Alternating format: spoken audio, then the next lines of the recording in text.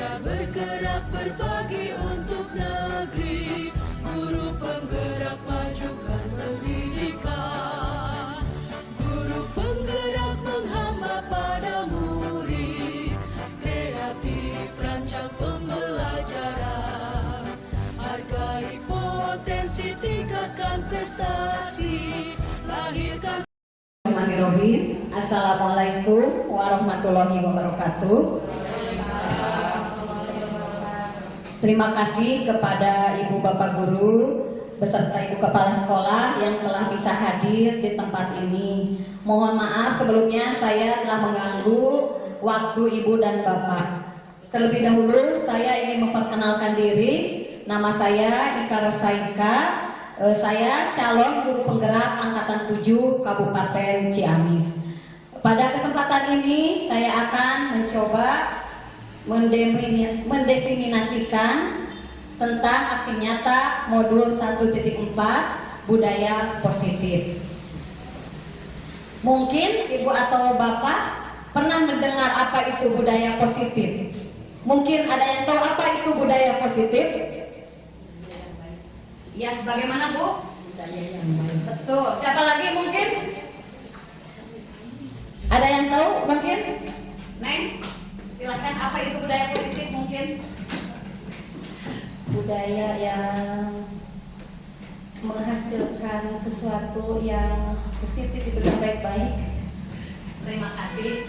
Iya betul. Jadi yang disebut dengan budaya positif itu adalah suatu kebiasaan yang bernilai positif, yang mengandung sejumlah kegiatan-kegiatan yang dapat menumbuhkan karakter murid. Pada umumnya, mungkin karakter yang ingin disampaikan itu atau dihasilkan adalah murid yang mempunyai karakter Pancasila, ya, yang profil Pancasila. Di sini ada konsep budaya positif, diantaranya perubahan paradigma belajar, disiplin positif, nilai kebajikan universal, kebutuhan dasar manusia, motivasi perilaku, 5 posisi kontrol guru, keyakinan kelas, dan segitiga restitusi. Dari konsep yang ketujuh konsep ini tentang budaya positif, yaitu diantaranya satu, yaitu perubahan paradigma belajar. Perubahan paradigma belajar ini menerapkan pembelajaran berdiferensiasi. Apa itu pembelajaran berdiferensiasi? Ya, pembelajaran berdiferensiasi adalah pembelajaran yang dirancang untuk memenuhi kebutuhan belajar individu sesuai dengan perkembangan psikologisnya, sehingga dapat membentuk karakter yang sesuai dengan profil pelajar Pancasila. Apa saja itu profil pelajar Pancasila? Di sini mungkin kurang jelas ya Bu ya. Ada apa saja? Beriman dan bertakwa kepada Tuhan Yang Maha Esa, berakhlak mulia, berkebinekaan global, gotong royong, mandiri, kreatif, dan bernalar kritis. Nah, biar lebih semangat, boleh kita bernyanyi dulu Bu? Sudah ada yang tahu tentang lagu ini? Siap ya Bu ya? Belajar Pancasila, beriman dan bertakwa pada Tuhan Yang Esa, dan berakhlak mulia, berkebinekaan global, gotong royong, mandiri, kreatif, dan bernalar kritis. Boleh diulang ya Bu ya, bersama-sama ya. Ya, 1, 2, 3. Belajar Pancasila, beriman dan bertakwa pada Tuhan Yang Esa, dan berakhlak mulia, berkebinekaan global, gotong royong, mandiri, kreatif, dan bernalar kritis. Terima kasih banyak, tepuk tangan buat semuanya. Terima kasih banyak. Untuk selanjutnya yaitu poin yang kedua, disiplin positif. Mungkin kita pernah mendengar apa itu kata disiplin? Coba mungkin Bu, apa itu disiplin? Pak, ada yang tahu mungkin apa disiplin? Masuk pada peraturan. Iya, betul. Apalagi? Apalagi Bu, ada yang tahu? sepertinya kalau kata disiplin itu kita mendengar seperti sebuah ketidaknyamanan yang harus kita patuhi terhadap sebuah peraturan yang dibuat. Ya, itu yang dikatakan dengan disiplin. Nah, di sini ada menurut Ki Hajar Dewantara tentang disiplin, di mana ada kemerdekaan, disitulah harus ada disiplin yang kuat. Sesungguhnya disiplin itu bersifat self-disiplin, yang artinya kita sendiri yang wajib untuk membentuk disiplin dalam diri sendiri. Harus ada merdeka keinginan untuk melakukan hal tersebut tanpa paksaan dari orang lain.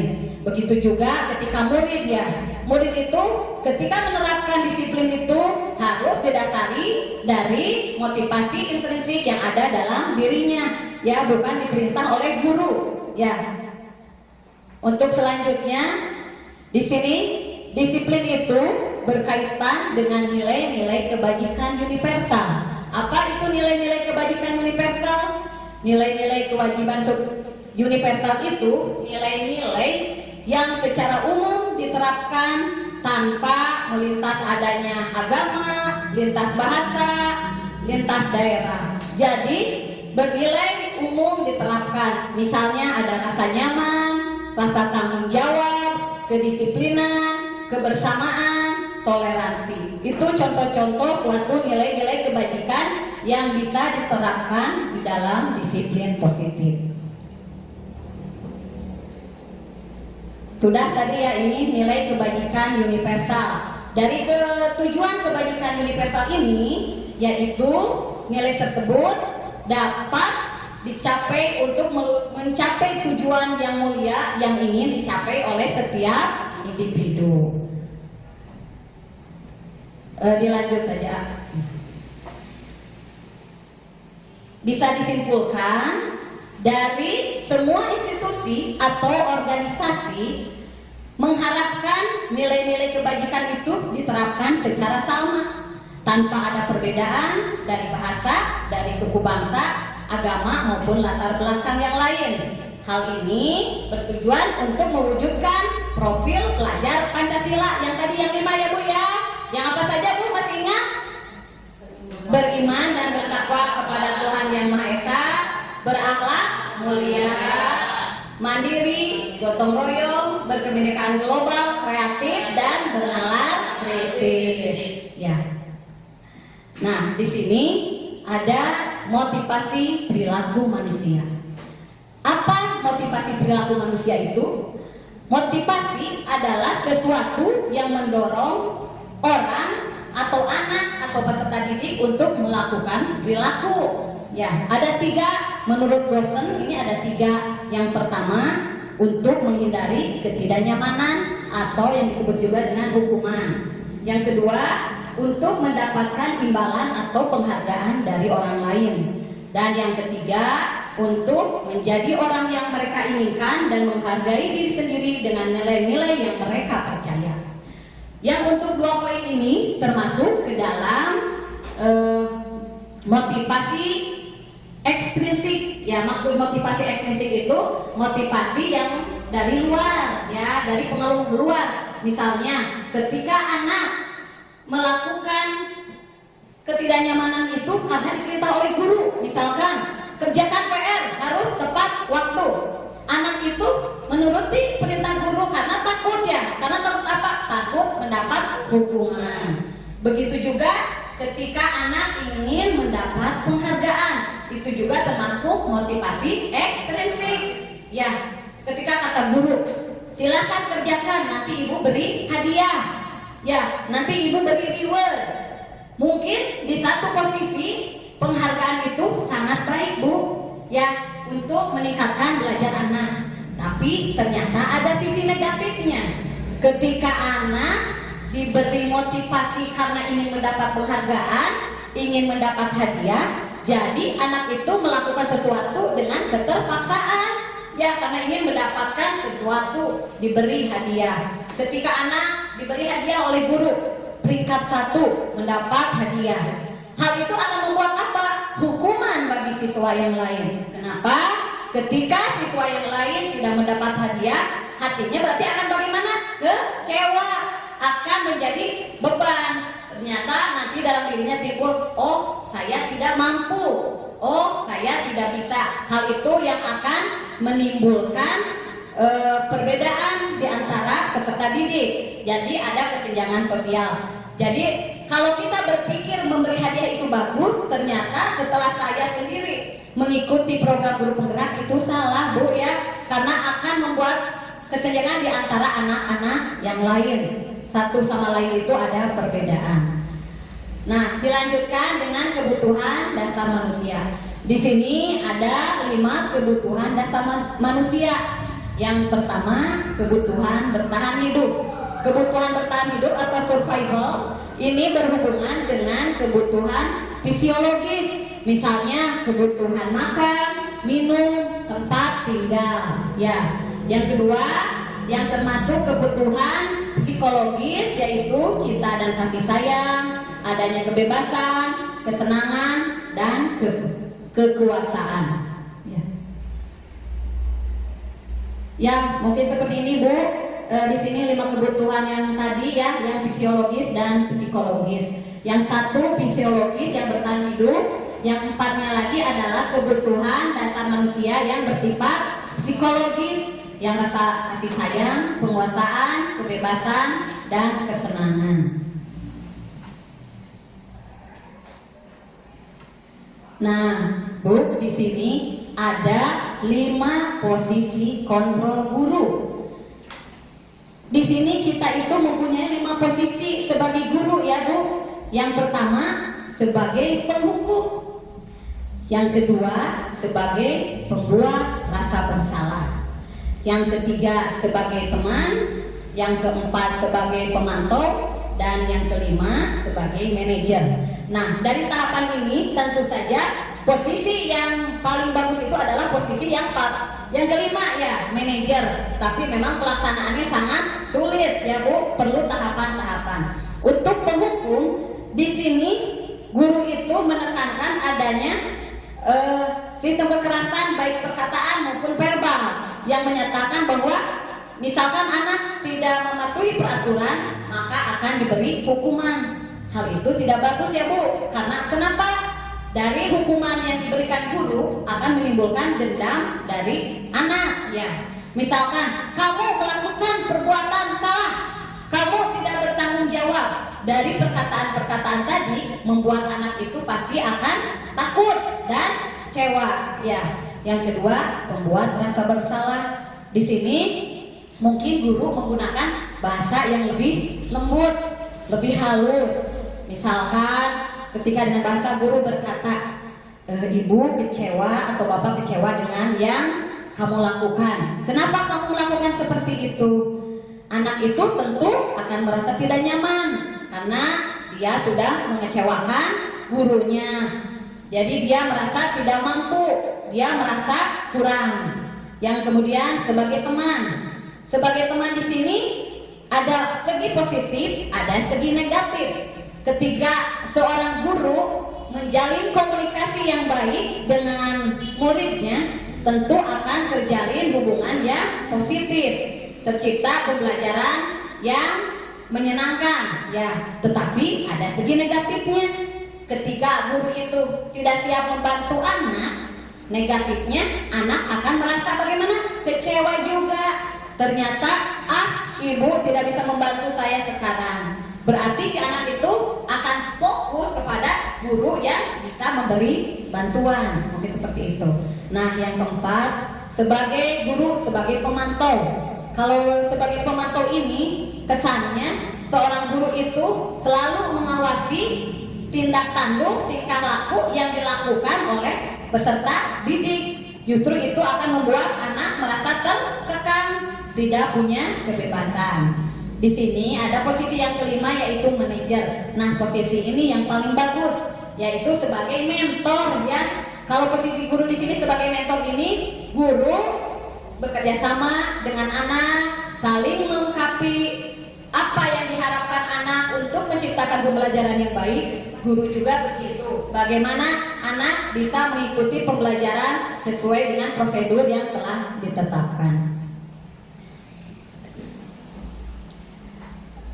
Di sini Bu, untuk selanjutnya ada keyakinan kelas. Ada keyakinan dan juga disebut dengan peraturan ya. Kenapa harus keyakinan? Kenapa tidak peraturan? Sebenarnya Bu, antara keyakinan kelas dan peraturan kelas itu hampir mendekati ya, hampir mirip. Cuma bedanya keyakinan kelas itu bersifat lebih abstrak. Sementara peraturan kelas itu lebih konkret dan detail ya. Kalau keyakinan kelas itu berupa kalimat-kalimat positif. Keyakinan kelas itu bisa dibuat antara murid dan guru ya. Hal-hal yang bisa disepakati oleh murid dan guru agar tercipta kenyamanan di dalam proses pembelajaran. Selain itu, kalau peraturan justru anak itu berasumsi harus mentaati tata tertib atau aturan-aturan yang dibuat, seolah-olah anak itu ketakutan karena akan mendapatkan sanksi ya, seperti itu. Nah, dari keyakinan kelas tadi menekankan motivasi seseorang dari dalam. Seseorang akan lebih tergerak dan bersemangat untuk menjalankan keyakinannya daripada hanya sekedar mengikuti serangkaian peraturan tertulis tanpa makna. Dilanjutkan Pak. Nah ini ya Bu ya, tadi pembentukan keyakinan kelas sudah ya Bu, bersifat abstrak, menggunakan kata-kata yang universal dalam bentuk kalimat yang positif. Keyakinan kelas juga tidak terlalu banyak yang dibuat, tapi harus dipahami oleh semua warga kelas. Ya, keyakinan bisa diterapkan di lingkungan kelas dan ada kontribusi dalam kegiatan curah pendapat. Jadi keyakinan kelas itu dibuat guru bersama dengan anak. Apa yang diharapkan ada di kelas, tapi bisa dilaksanakan dengan aturan atau konsekuensi yang harus dipatuhi. Ya.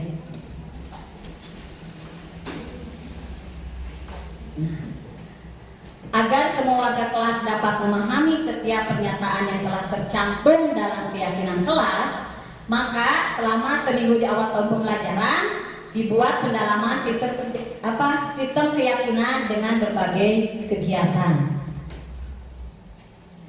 Ini sebagai contoh keyakinan kelas yang dibuat ya Bu. Misalkan mulai dari dengan tepat waktu, bersikap menghargai, disiplin, saling menghormati antar guru dan murid, bekerja sama dan bergotong royong. Yang selanjutnya segitiga restitusi. Segitiga restitusi ini dikembangkan oleh Diana Goosen berlandaskan pada teori kontrol Dr. William Glasser. Apa itu restitusi?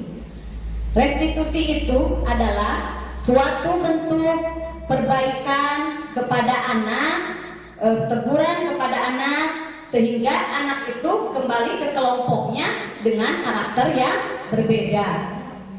Di sini tahapan-tahapan restitusi ini, guru dapat melakukan apa? Membantu murid untuk mencapai tujuan, disiplin positif, serta memulihkan dirinya setelah berbuat salah. Terus membantu murid untuk jujur pada diri sendiri dan mengevaluasi dampak dari kesalahan yang dilakukan, lalu memberikan penawaran bukan paksaan. Jadi keyakinan dari segitiga restitusi ini tidak memaksakan anak untuk melakukan sesuatu hal, tapi untuk memperbaiki. Jadi anak itu dipandu, tidak langsung disalahkan ya. Ketika anak melakukan kesalahan, itu manusiawi Bu, karena manusia itu tidak ada yang sempurna. Setiap orang pasti melakukan kesalahan.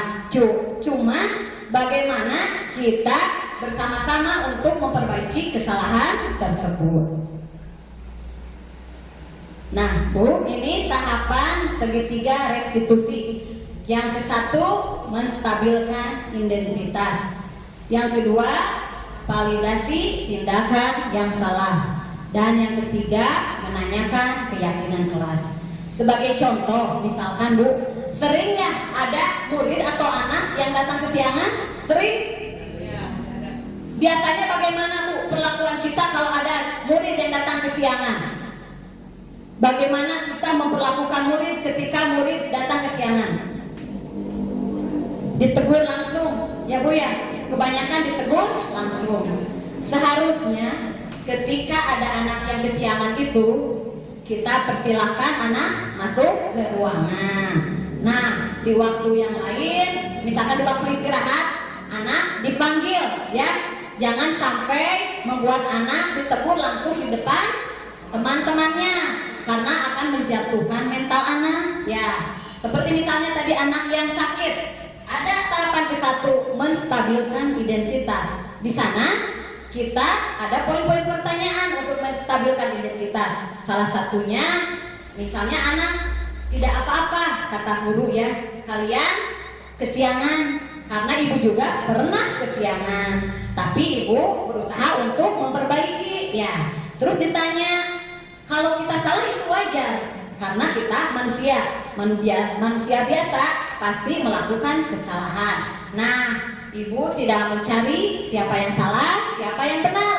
Di sini mari kita saling memperbaiki bersama-sama, ya, untuk mencari solusi yang tepat. Jadi anak itu tidak takut ya ketika kita tegur. Oh betul, ternyata guru mengarahkan, bukan hanya memberi sanksi atau hukuman. Nah, untuk tahapan kedua, validasi tindakan yang salah. Ketika anak kesiangan, pasti kita tanya alasannya. Kenapa kamu tadi kesiangan? Pasti anak ada yang menjawab, saya semalaman misalkan main game, Bu. Saya semalaman karena ada Piala Dunia nonton sampai pagi. Ya, seperti kan begitu anak. Oh, jadi begitu. Kenapa kalian sampai kesiangan? Nah, untuk tahap ketiga, kita menanyakan keyakinan. Kita bertanya ke anak, ketika kamu kesiangan, kamu melanggar apa keyakinan kelas yang telah kita buat? Anak menjawab, tentu Bu, saya salah. Saya telah melanggar disiplin yang telah dibuat di keyakinan kelas. Nah, terus bagaimana solusinya? Anak menjawab, saya akan memperbaiki diri Bu. Mulai besok saya tidak akan main game lagi sampai malam. Mulai besok saya tidak akan nonton televisi larut malam. Seperti itu. Jadi kalau kita menerapkan tahapan segitiga restitusi, memberikan anak itu penghargaan ya ke anak, Bu. Bukan hanya kita membentak anak, tapi diberi masukan yang bisa dimengerti oleh anak untuk memperbaiki diri. Terima kasih.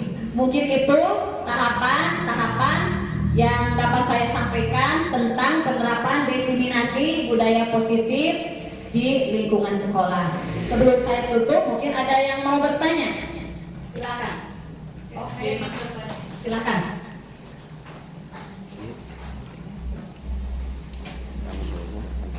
Maaf sebelumnya ya Bu, saya ingin bertanya, bagaimana cara membangun budaya positif di sekolah dan bagaimana langkah-langkahnya untuk mengadakan kesepakatan kelas yang baik, efektif dan efisien. Terima kasih. Terima kasih Bu Irma atas pertanyaannya, sangat bagus. Saya akan mencoba menjawab pertanyaan dari Ibu. Untuk menciptakan budaya positif yang baik di sekolah, tentu saja kita itu harus menciptakan lingkungan yang efektif, yang sangat mendukung terhadap pembelajaran, yang sangat menimbulkan atau melahirkan budaya-budaya positif, yaitu dengan membuat keyakinan kelas, dengan membuat kata-kata yang positif. Keyakinan kelas itu bukan untuk keuntungan guru saja, ya, tapi keyakinan kelas itu harapan guru terhadap murid, juga harapan murid terhadap guru. Ya, jadi keyakinan kelas itu dibuat, disepakati oleh guru bersama-sama dengan murid. Bagaimana langkah-langkah membuat keyakinan kelas? Yang pertama, kita bisa bertanya kepada anak, Nak atau Dek atau anak-anak, kalau kita ingin sekolah impian kita yang bagaimana? Tentu beragam, anak akan menjawab. Yang bersih, Bu, yang nyaman, yang tertib, yang belajarnya tepat waktu, yang lingkungannya bersih. Mungkin seperti itu ya, anak akan menjawab. Lalu kita bertanya lagi, kalau ingin terciptanya lingkungan belajar yang seperti tadi, apa cara yang kalian bisa tempuh untuk menciptakan kelas impian? Pasti anak akan menjawab, datang ke sekolah tepat waktu, membuang sampah pada tempatnya, menghormati guru dan murid lainnya, terus belajar dengan penuh disiplin dan bertanggung jawab. Nah, ketika sudah ada kesepakatan antara guru dan murid, akan tercipta pembelajaran yang lebih menyenangkan. Nanti dari keyakinan kelas itu dibuat suatu poster, ya, poster keyakinan kelas 6, ya, keyakinan kelas 3. Nanti dari keyakinan kelas itu ditandatangani oleh guru kelas, ya, beserta hasil anak-anak. Jadi anak itu keyakinan kelasnya, misalnya ingin menciptakan kelas yang nyaman, misalnya anak-anak yang menghargai toleransi, ya, dibuat. Silakan ke depannya kita kembangkan keyakinan kelas di kelas masing-masing, ya, dengan membuat poster. Ketika keyakinan kelas itu kita kaji, jadi apabila keyakinan kelas itu sudah tidak sesuai, bisa direfleksi untuk diganti. Tapi penggantian keyakinan kelas itu tentu harus berdasarkan kesepakatan guru dan murid. Mungkin seperti itu, Ibu Irma. Nah, ya, alhamdulillah, mungkin Ibu Bapak semuanya terima kasih atas kehadirannya. Mohon maaf atas waktu Ibu Bapak yang telah saya ganggu. Mudah-mudahan menjadi amal kebaikan buat Ibu Bapak semuanya. Wabillahi taufiq wal hidayah. Wassalamualaikum warahmatullahi wabarakatuh.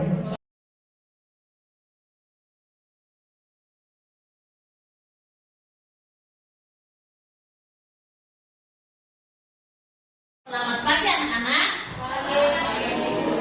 Assalamualaikum warahmatullahi wabarakatuh.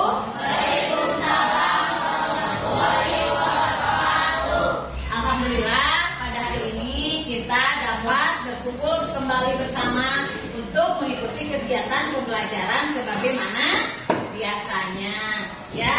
Nah, hari ini kita akan membuat suatu kesepakatan atau keyakinan kelas. Kalian tahu tidak apa itu bedanya mungkin antara peraturan kelas dengan keyakinan kelas? Ada yang tahu? Apa coba? Silakan, Kasa, tahu Kasa? Apa itu? Bilsa? Tahu? Apa itu peraturan? Apa? Kalau peraturan itu seperti pada tata tertib. Jadi peraturan itu dibuat oleh pihak sekolah, ya, oleh guru beserta dengan kepala sekolah. Biasanya peraturan itu dibuat di awal tahun ajaran. Nah, sementara kalau di sini kita akan membuat suatu keyakinan kelas. Kalau keyakinan kelas itu dibuat atas kesepakatan guru kelas dengan murid, ya. Jadi kalau peraturan kelas itu kalian tidak dilibatkan, jadi dibuat oleh pihak sekolah, tapi peraturan yang harus kalian patuhi. Contoh peraturan, data sebelum bel masuk 15 menit, jam masuk 7.15, seperti itu. Terus berpakaian seragam sesuai dengan jadwal tiap hari, itu disebut peraturan. Peraturan itu baku dan mengikat, ya, sesuatu yang harus kalian laksanakan, sesuatu yang harus kalian patuhi. Berbeda dengan keyakinan kelas. Kalau keyakinan kelas apa? Kalau keyakinan kelas itu hampir mirip dengan peraturan, tapi keyakinan kelas itu dibuat oleh kalian. Kalian yang membuat bersama guru, kalian juga yang harus apa? Harus mematuhi, ya, keyakinan yang telah kalian buat. Apa tujuan pembuatan keyakinan kelas? Ya, tujuannya agar kalian bisa belajar itu lebih fokus, lebih nyaman, lebih tertib.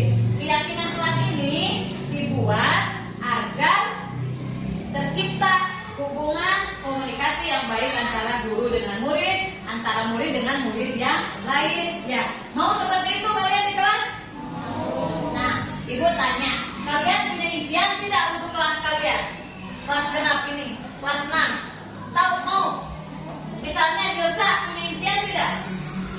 Apa yang ingin Dilsa harapkan di kelas 6 yang sekarang? Suasana yang seperti apa yang Dilsa harapkan? Oke, kelas menjadi lebih disiplin. Siapa lagi Pasha? Kelas yang bagaimana impian Pasha?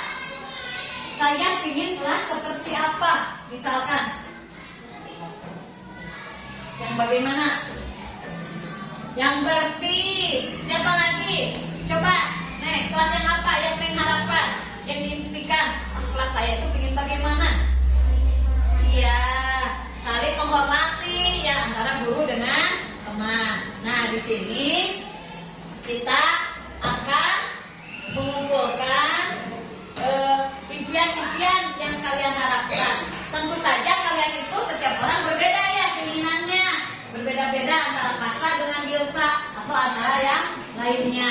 Nah, ibu akan bagi kertas ini, nanti kalian tempel di sini ya, tiap keinginan atau impian kalian. Kasih nama ya, kasih nama di kertas ini. Awas jangan terbalik ya. Ini nih yang ada lemnya. Kalian jadi makanya yang depannya, ya. Ya, tulis nama Pasha apa keinginannya. Silakan, tiap orang berbeda-beda. Ya, silakan.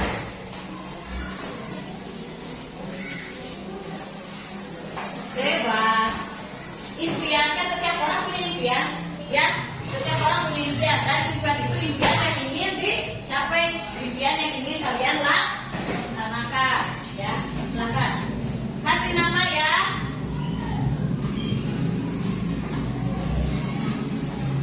Ayo naik. Oke. Silakan. Ya. Udah ditulis? Jangan disamakan dong, setiap orang kan beda keinginannya. Silakan, Pasha tulis namanya di sana. Silakan. Pasti mungkin ada yang sama, ada yang berbeda. Ya. Silakan.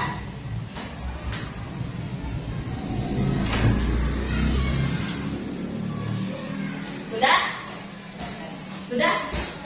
Oh, tidak ada. Kita ada tidak? Gak apa-apa? Gak apa-apa. Silakan. Silakan. Bisa ditempel di sini. Ke depan. Di sini nih. Di bawah kelas impian. Sini. Sini ke depan. Baca.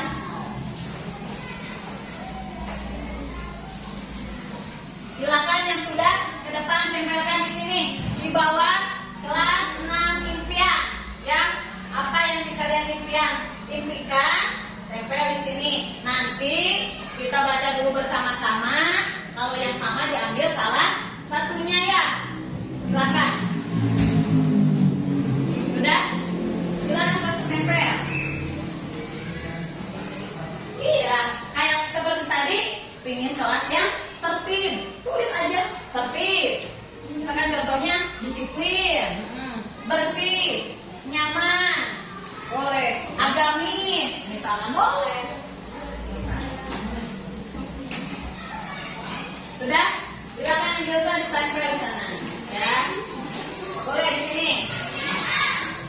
Ya, terima kasih. Silakan. Silakan yang laki-laki. Ayo, tempel lah. Ya. Silakan.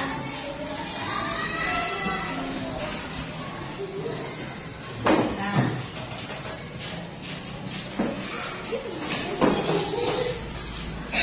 Silakan. Sudah? Silakan.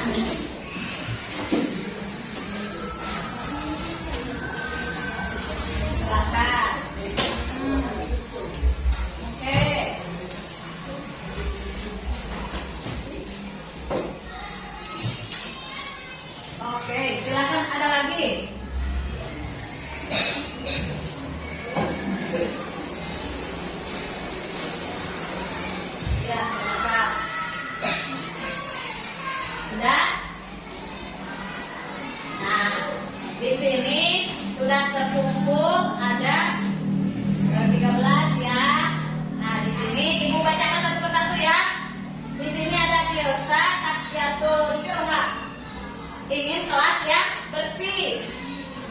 Terus ada Rapa. Rapa ingin menjadi kelas yang lebih tertib. Ilham ingin kelas yang nyaman. Sahlan sama seperti Giva yang bisa ya, ingin kelas yang bersih. Rapa kelas yang nyaman. Samil kelas yang rapi. Wildan kelas yang bersih. Fahmi kelas yang nyaman. Guntur kelas yang disiplin. Aisyah kelas yang saling menghormati antar teman. Jayen kelas yang tentram. Pasya kelas yang bersih. Nur saling menghormati antar teman. Jadi ini ada beberapa yang sama, kita ambil satu-satu ya. Kelas yang bersih kita tempel di sana sini. Terus ada lagi kelas yang tertib.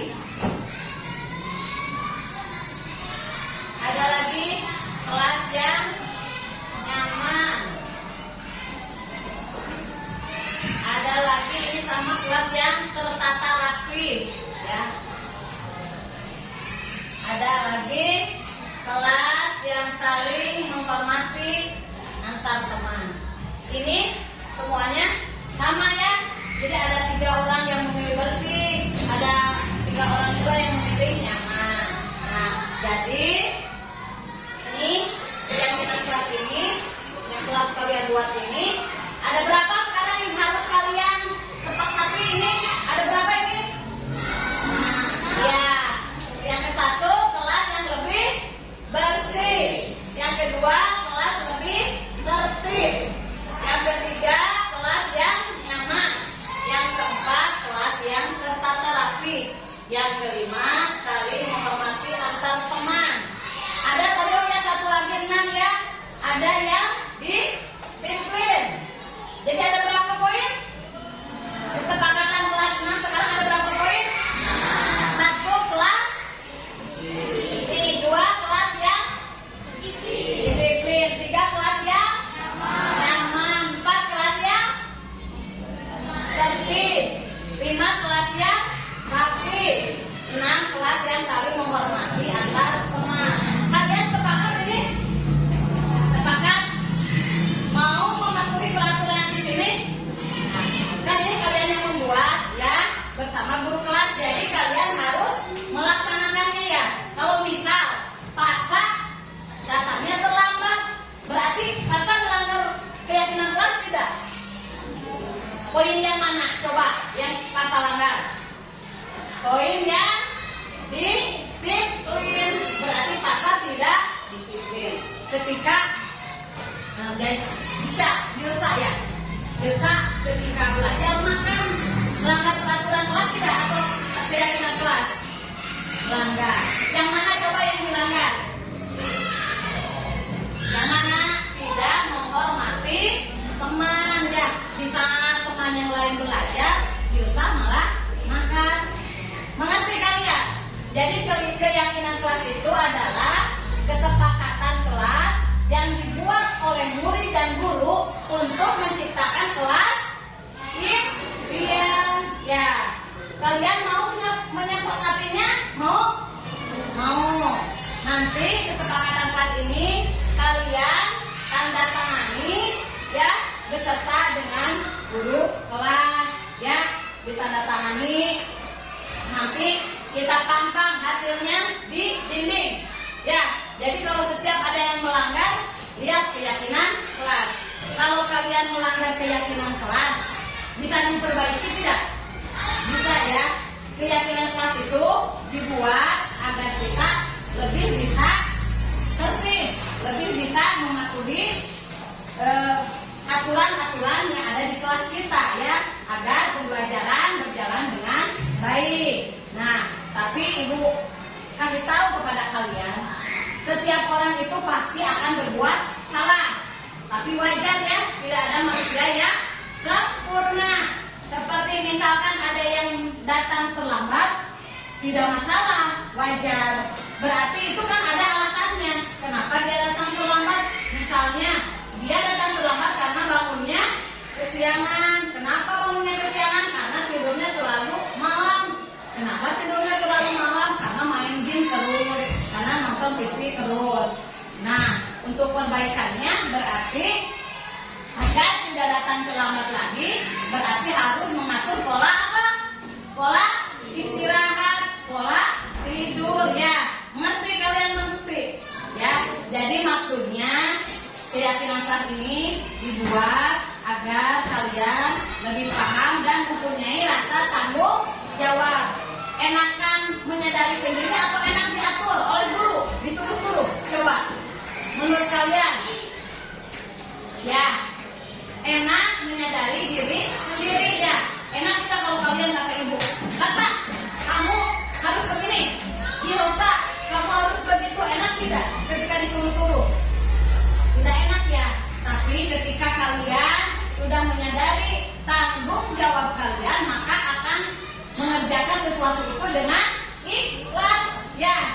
Karena kalian itu sesuai dengan tugas kalian tanpa ada paksaan dari guru ya. Guru itu hanya mengarahkan, hanya menjadi pembimbing, kalian yang melaksanakan. Jadi kalian setuju ya untuk meyakini keyakinan kelas ini untuk melaksanakannya? Setuju? Jadi mulai besok kalian terapkan keyakinan di kelas 6 ini ya.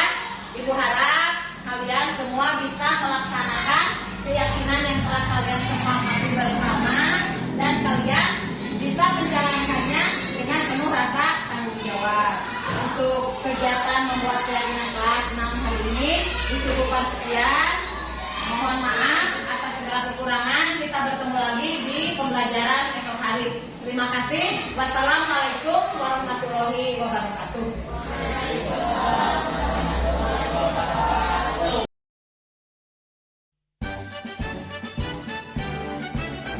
Assalamualaikum warahmatullahi wabarakatuh. Perkenalkan, nama saya Joseph Alfiatul Sulha, sekolah di SDN 2 Sindang Herang, kelas 6 Kecamatan Panembahan. Saya sangat senang sekali setelah membuat keyakinan kelas bersama-sama dengan guru dan teman-teman yang lain. Setelah membuat keyakinan kelas, pembelajaran lebih efektif, nyaman, disiplin, dan saling berbagi. Terima kasih Bu Ika. Wassalamualaikum warahmatullahi wabarakatuh. Assalamualaikum warahmatullahi wabarakatuh. Perkenalkan, nama saya Irma Hijriani SPD. Saya bekerja di SDN 2 Sindang Herang, Kecamatan Panembahan. Saya merupakan rekan kerja dari Ibu Ika Rosaika SPDI MPD. Ibu Ika sebagai salah satu calon guru penggerak Angkatan 7 Kabupaten Ciamis sudah berbagi ilmu dan pengalaman kepada guru-guru lain. Beliau mendiseminasikan tentang budaya positif di sekolah. Materi yang sudah disampaikan sangat membantu dan sangat bermanfaat bagi saya sebagai seorang pendidik. Insya Allah kedepannya saya akan mengaplikasikan di kelas yang saya ampu. Terima kasih Bu sudah mau berbagi ilmu dengan rekan-rekan guru yang lain. Semoga Ibu tambah sukses dan tambah cantik selalu.